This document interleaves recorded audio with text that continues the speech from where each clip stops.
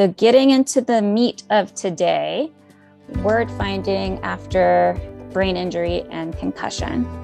So word finding is a subset, what I would call a subset of your verbal communication abilities, meaning that when you speak out loud to someone or in response to someone, there are multiple factors that encompass your verbal communication.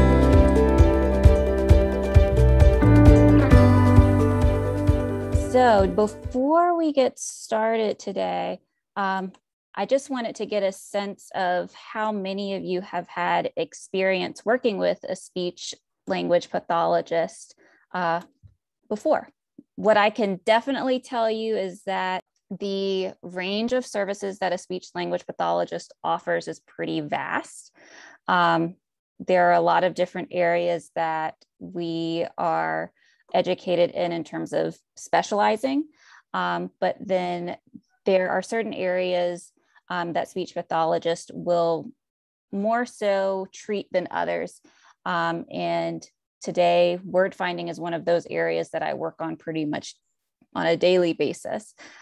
So I'll be sharing that information with all of you. So I've made a little bit of an outline in terms of where we're going today. We're going to be spending about 10 minutes initially with some introductions and definitions based on the information we'll go over. And we're going to be spending a good amount of time talking about the connection between cognition and language. And reason being for that, just to kind of give a preview, is that the way that we speak, write, comprehend information, and listen to information falls within its own bubble of language, but is also impacted a lot by our cognition, which that can include our memory, our processing speed. So we're going to talk a little bit more about the connection between both of those. We'll take a short break after hitting that part of the presentation, and then go into a group exercise working on word finding using a certain tool that I use a lot during my clinical practice. We'll take another short break after that, go over some additional strategies as well as some app suggestions that I have used, and then build in time for questions or expansion on any other topics that you would like to address. So just to give a little bit more of a background, for those of you who haven't worked with a speech language pathologist or SLP, as you might hear it for short, because speech language pathologist is kind of long to say every time. But an SLP is a therapeutic clinician who can specialize in the care of communication, whether that's verbal communication or nonverbal with gestures, comprehension, reading, writing, voicing, resonance, which is tied to voicing. It's more along the lines of how voice is able to vibrate and create different pitches and sounds as it comes out of your mouth. We also work on feeding and swallowing for patients who might have disorders with that due to other conditions. Cognition, which includes memory, attention, problem solving, awareness, and processing, as well as alternative communication, which could be anything from writing instead of verbalizing or using a device to communicate. So in terms of myself as a speech language pathologist, I have been practicing for the past 6 years. I've worked with both children and adults who require speech and language services. And I've worked with individuals who have developmental needs, so they've had them from birth, as well as individuals who have acquired conditions that includes brain injury, concussion, strokes. And currently, I'm scattered throughout many different settings. I'm in a hospital setting where I work in an outpatient clinic, as well as a more acute inpatient rehab facility.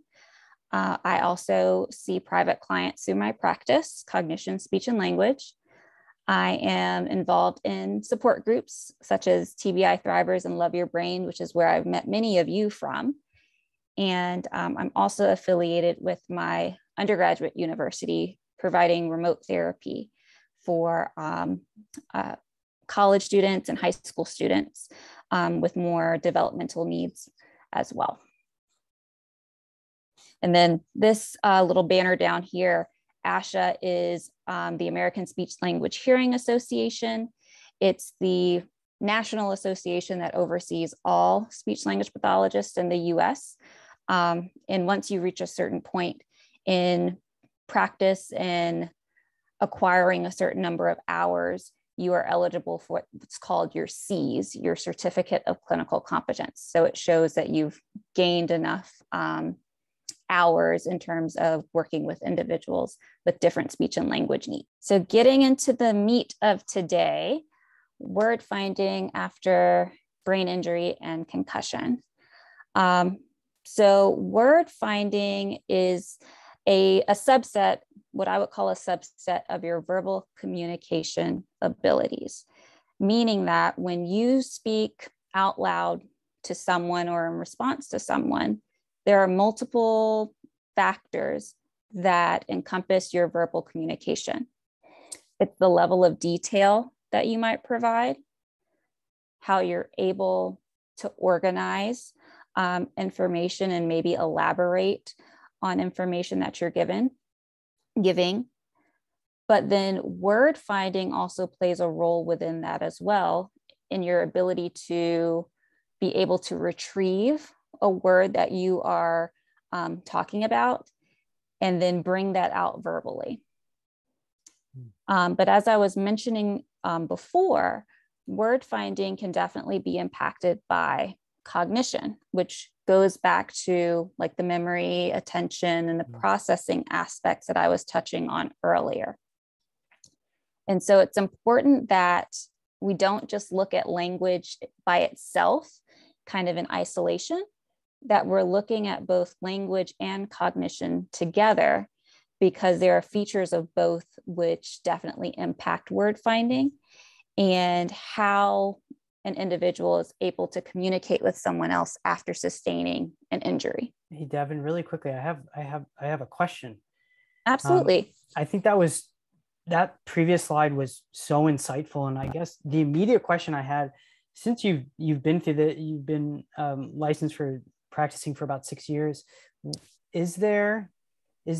could you provide like a story of an instance of somebody you've worked with that has had a brain injury or concussion, and kind of what that experience was like for you? Sure. One individual who comes to mind who I worked with in my hospital setting, I actually recently discharged him, but he sustained a brain injury last December with a golf cart accident. Mm-hmm. So he was playing golf, he was driving the golf cart, and he fell out. Mm-hmm. He went through some pretty extensive acute care, had to have a craniotomy. So part of his skull was missing for a bit, and then he had to have it replaced. And I met him later on in his journey. So I didn't meet him immediately after his initial injury. I met him during the outpatient phase. But I had a lot of documentation on him by that point in terms of his progression. And pretty much through every phase, it was almost like a different person. And so there was a phase where when he was very in the earlier stages, had a lot of behavioral and emotional things going on that had to be managed and combined with his medical status.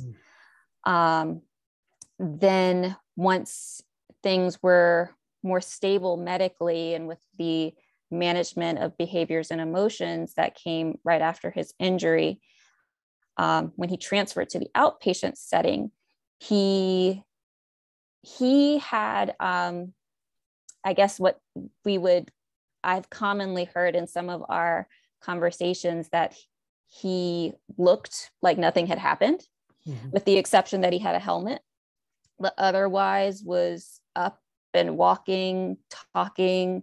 But he was very aware that things were different. And that was his challenge with assimilating to what was different. There was a lot of still emotional things that he was dealing with from, I guess, feelings of guilt because he had a family. He had 2 little ones and 1 on the way.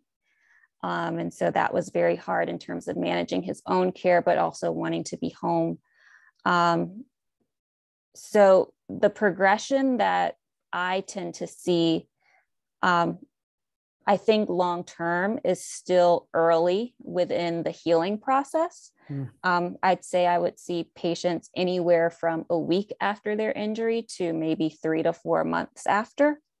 But then there's still so much time in life after I meet with someone.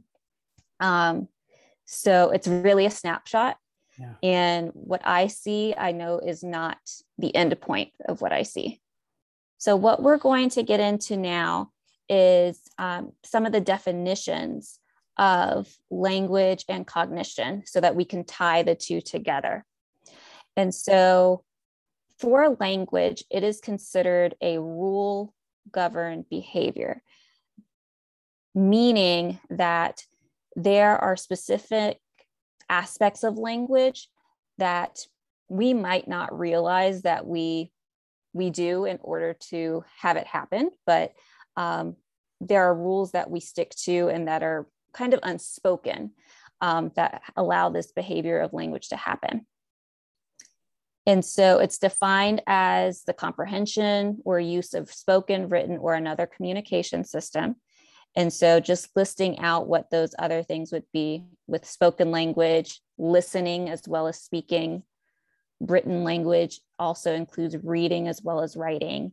And we won't be getting into this too much today, but also American Sign Language and using alternative forms of communication as well would also go within that realm of language. And then with cognition has many different ways in which people explain it, to try and condense it as much as possible into the time that we have together, defining it as conscious mental activity. So something that you are actively processing and thinking through, and also considering remembering or memory of information, actively acquiring and learning new information, as well as using language, that being a conscious mental activity in itself as well. So she says it's along the lines of can that part of the brain, I'm guessing the one that you're speaking of now, be repaired? So to answer your question, because when I think of repair, I kind of align that with can, and correct me if I'm wrong, so feel free to come off mute if I'm not getting at your point. But by being repaired, are you asking if that part of the brain can return to its pre-injury state by working on these things? You explained it way better, yes. Or is this something that just has to be gotten used to and you accommodate from now on? That's a good question. It could be a little bit of both. That area of the brain likely will not function the way that it did pre-injury. But what's happening within your brain is that you are pulling from other parts of your brain to compensate for that area that has received damage. Got it. And so those other areas will learn how to kind of take on the role of the area that received damage. So in essence, it's kind of like being repaired, but it's not stitching up the area of damage. It's strengthening the other areas that are pulling from it. It's like a workaround. Right. Right. It's like taking a detour. Right. Okay. And what part of the brain would that glitch occur in? The area of the brain that is associated with spoken language is called Broca's area. Okay. Typically, that's on the left side of the brain between your temporal lobe and your frontal lobe. So it kind of goes down this way. So that's the main area of language in the brain. However, there are other smaller areas scattered within the brain that also control some aspects of language, but that's the major part. Okay. And it's called the Broca's area. Broca. So that is your area that controls your spoken language. But then you also have a separate area that controls your understanding of language, which this is called, I'm going to type it out because it's going to sound a little weird. It's called Wernicke's. So it sounds like a V, but it's actually a W.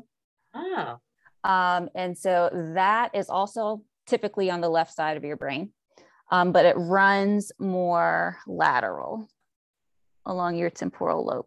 What is interesting to see, which is tied to some word finding, we're not going to get into it in a lot of depth today, is a language disorder known as aphasia, which some of it I probably talked about in passing with some of you before. So you can have expressive aphasia, which is difficulty verbalizing, and you can have that of different levels of severity, or you can have receptive aphasia, which is when you have difficulty understanding. And kind of at the extremes of both of those ends, individuals who have very severe expressive aphasia, their speech is very halting, very choppy. They know what they want to say, but it's very, very effortful to get it out. But on the other end of the spectrum, for someone who has a Wernicke's aphasia, they have difficulty comprehending. So they might be having a very fluid conversation, but the content within their conversation doesn't make any sense. And they're not aware that it doesn't make any sense. Those are those two areas that when there is a significant amount of damage, either from a brain injury or stroke, that's how it can show up. So the idea here is that when we look at language as a rule-based system, and we look at cognition as processing mental activity, cognition is going to determine how we use or act upon language as a rule-governed behavior. So there are elements of cognition that are always going to be underlying your language ability, whether that mean you are expressing yourself verbally, writing, comprehending information. They're very much intertwined. You can't really have one without the other. So they work together.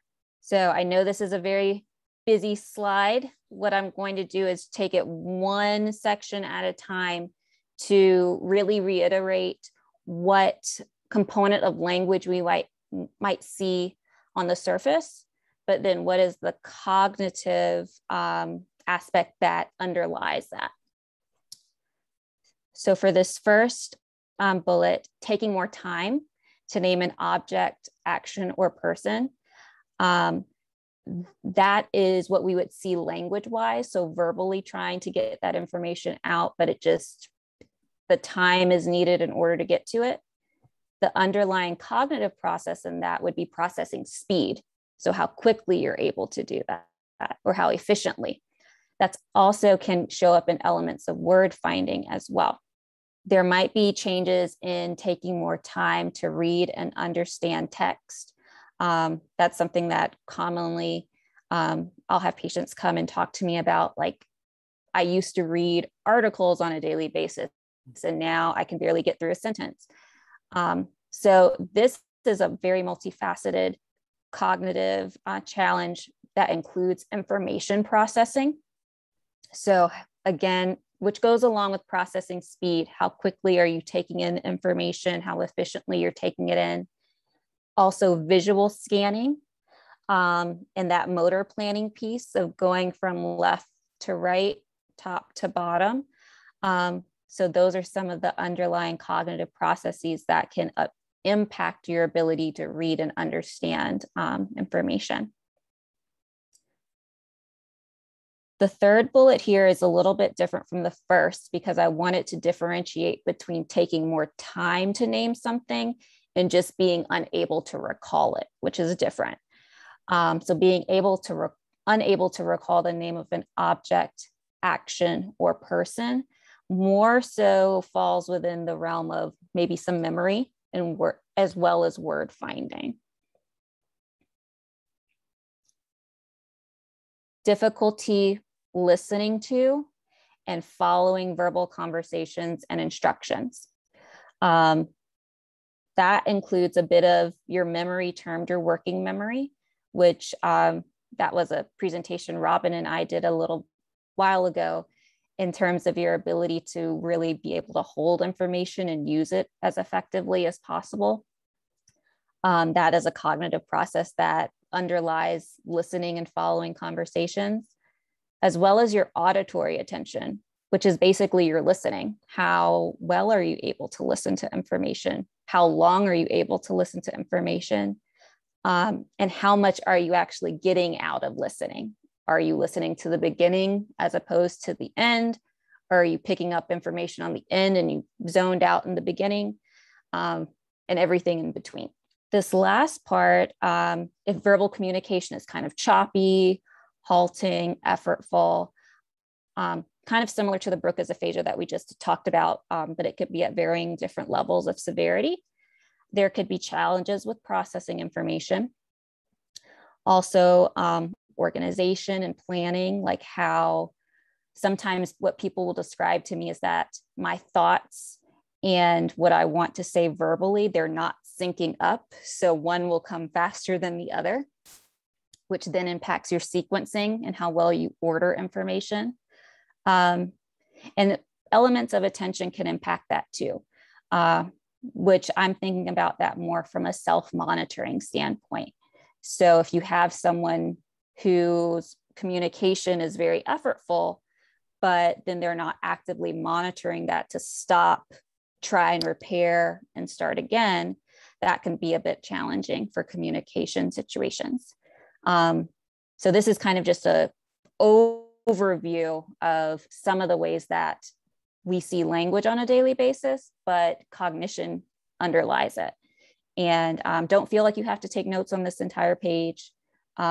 I believe it was sent out to you in a PDF. So you have all of this information here. So the big thing is, which we'll talk about, is how do you address the word finding? And the idea is that ideally you want to be able to pinpoint the underlying cognitive challenges or challenge in order to appropriately address the language deficit. And so for some people, that challenge might be processing speed. And so it's addressing, is there a way that we can make processing more efficient or faster, and training in that? For some people, it might be working on elements of memory, as that could impact word finding. So then working on strategies for memory to help retrieve information better, whether that's mentally, or whether that could be externally and using something else to compensate for it. But overall, we want to be able to either see if we can remediate the challenge or compensate for the challenge first in order to see that impact on language. It's interesting because so many parts of our bodies play off of each other. And so I've had patients who I will walk back with them to a treatment room and they want to engage in a conversation with me, but they're unable to tie it all together. And then they're kind of veering off track a little bit too, from like a spatial standpoint, and I have to bring them back. And sometimes very early on, I have to say, let's focus on getting from point A to point B first. Then you can tell me what you need to tell me. because there can be a lot of challenges in terms of safety awareness and where you are in space and trying to regulate that with what you're saying and what you want to get across. So you're absolutely right, Julie. So many of those things come into play. And when it's almost like when you give more attention to the other area, maybe the communication piece tends to get off balance a little bit too. So trying to find ways to balance them out. So we're going to jump into an exercise today. And in the PDF that I sent out, there are probably 3 pages that look like this. For the interest of time, we'll go over one, but you can apply the exercise to those 2 additional pages or anything else that you would like to work on. But what I wanted to do as a group today is go over an exercise that I introduce quite a bit to individuals that I work with. And it's called semantic feature analysis, which basically means it's a systematic process to describe words. That's what it means overall. So using organization and categorization to describe words. And this works best with words that are nouns, okay? Essentially what this process does is that it allows you to use the most salient features or the features that stand out most about a particular item, trying to focus on describing those features in order to help you reach the target word. And the idea behind this evidence for use is that it supports this theory called the spreading activation theory. So going back to trying to visualize your brain, if you have this particular area of damage that has somehow reflected in challenges with language, the idea is that you're activating the other connections around this area where that word is stored to help strengthen access to the target word.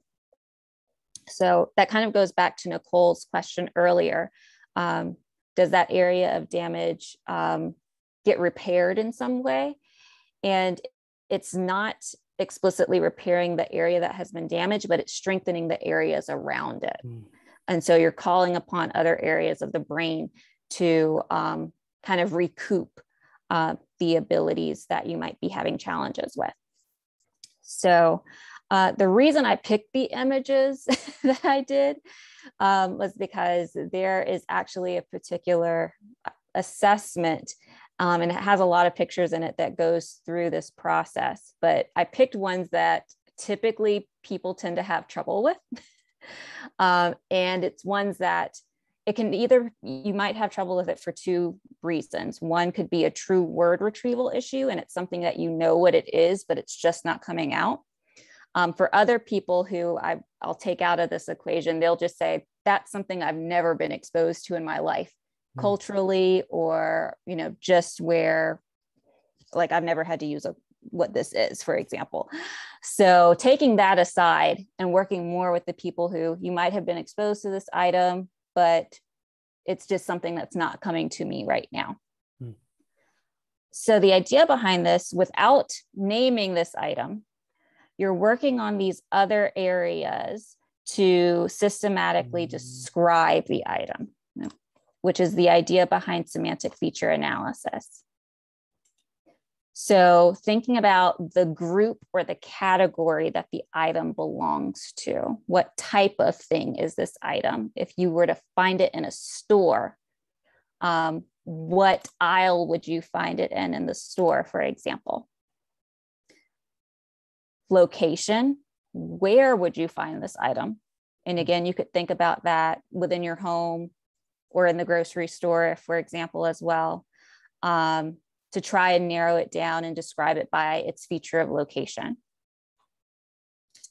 You can describe the item by its properties. What does it look like? What does it feel like? If it was something that you were eating, what does it taste like? What does it smell like? Trying to really build upon visualization, sensations of like touch, texture, to get that point across to someone else as you're describing it. And then function, what is it used for? Some of the time, this can be easier to answer than others. But just describing, if it's something that you have to use on a daily basis, what is the function in which you're using it for? We're going to do this as a group exercise. So what I would like, if everyone feels comfortable, either verbally or in the chat, we're going to work through this one piece at a time so that we can see if we can generate the word for this item. So starting at the top, if I could have someone answer the group or category this item belongs to. And there doesn't necessarily have to be one right answer. There could be a couple different answers. Got laundry from Tom, laundry item. What we're doing here, we're taking a look at the picture, and then based on the picture, describing the type of category or group this item belongs to. So thinking about, and I guess a good way to is think about other items that might go along with this. Like you might see this item alongside detergent or dryer sheets or linen. So thinking about, if I put all those things together, what would the overarching category be? So perfect. A lot of people said laundry. So that is a perfect example of that. Another one that's a little bit more broad, but still kind of falls within the realm of possibility. I've had other individuals tell me, well, it's some sort of household item, which it's true. It is a household item. And the purpose of this is that by getting to all of these different functions or different features, you're able to take them all together and come up with the name of the item. So even if one might be a little bit more non-specific than the other to start with, the goal is that you're able to build them all together to hopefully generate the final word. So next one, location. Where would you find this item? Either in your home or elsewhere. By the washing machine, washer and dryer area, clothesline, forget the store, getting lost there. Understood, and definitely heard. Very good. So laundry area, line outside, as Nicole had mentioned. So perfect. Some people might say, well, I keep them in a basket. Maybe, they're hanging on a line. Maybe they stay outside somewhere. So it kind of depends on, or a plastic bin. It kind of depends on what is most relevant and personal to you. As opposed to, I know we're doing this for the sake of the group now, but it's going to be dependent upon how do you experience this particular item. Now, properties. What does this item look like, feel like, if you've experienced using it? If you had to describe it to someone who couldn't see this picture right now, what would you describe to them? Wooden clip, pincher thing, got the element of wood, but then also kind of an action that it pinches. It has a spring, good. Wooden springs, wooden chomper grabber thing. It gets at that point. It does get at that point. So the big elements here are it's made of wood. You might come across one that's plastic, but wood, plastic, metal, it clamps or clips or chomps. So definitely. Last feature here, the function. What do you use this item for? Which some of our responses might have already gotten at this a bit, but just so that we have it in the chat. What do you use this for? Hanging clothes, drying clothes, hanging my clothes outside and making them smell awesome, hanging clean clothes. That's also true. You could use it for other things too. I've seen people use this to like close bags and things like that. So it could be used for other things in your household. Perfect. Hanging grade school art projects. Very nice. Okay. So the idea behind this is that if we explore enough features of this particular item, we've only explored 4 within the time that we have together, but looking at them all together as a whole and working on that activation of the neural connections to see if we can then access that word within the brain. So I'm interested to see if someone is able to provide me with the name of this item. It's a clothespin, yes. So, and part of that kind of came from we're hanging clothes, it goes on a line. So nice job, everyone, for working together to get to that final point. Also, part of it could be, you know, again, it's more relevant in some people's lives than others. For some people, you might have seen it once or twice in your life and you're like, I couldn't name that even, you know, with or without having a brain injury. So it's dependent upon, you know, are these things that are relevant to you and where you are right now? And sometimes in speech therapy, what we'll do is take note of, you know, what are you doing on a daily basis? What is your routine like? And noting the types of words that come up in your daily routine and in your interactions, and trying to use those as a foundation to work on in therapy. So don't go to your speech therapist and say that I need to work on clothespin, because you probably may not need to. But if there are other words and other things that that pose a difficulty, that might be something working on using this technique. So for the interest of time, there were other ones, like I have this one that I threw in there, and then this as well, but we're going to skip those.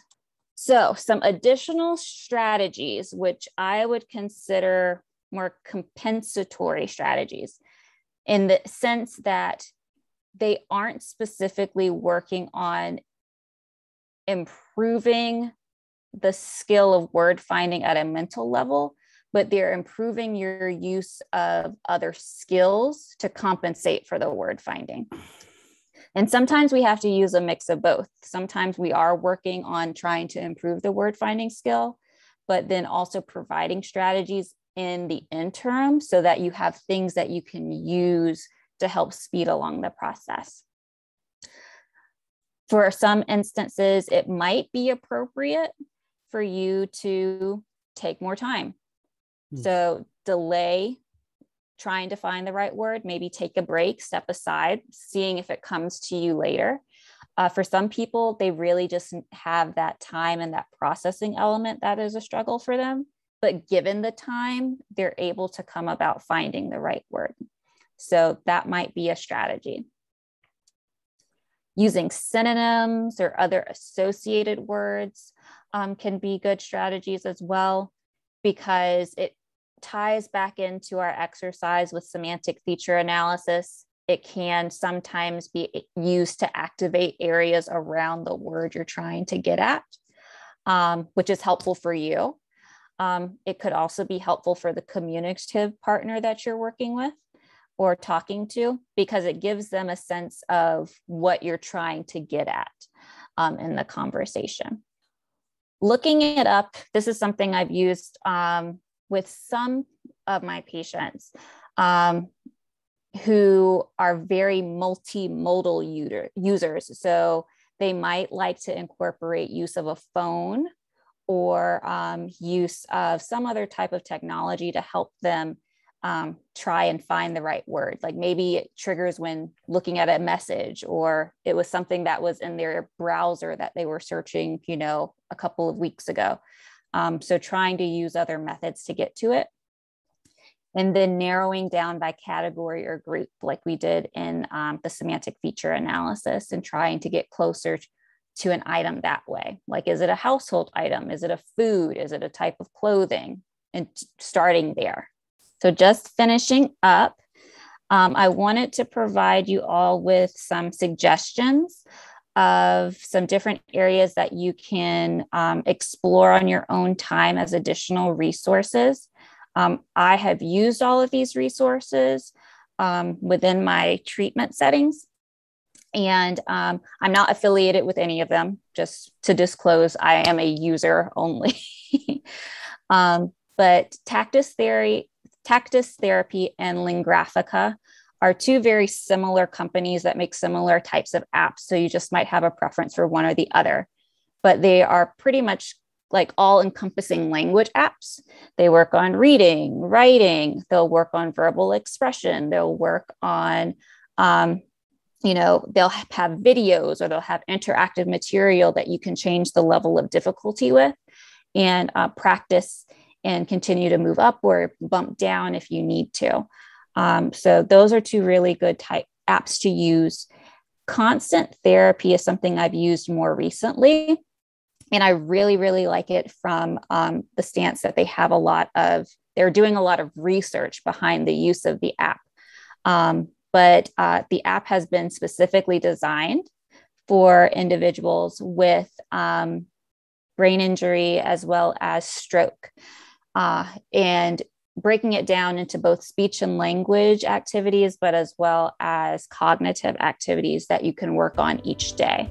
So if you want to explore those a little bit more, feel free to do so.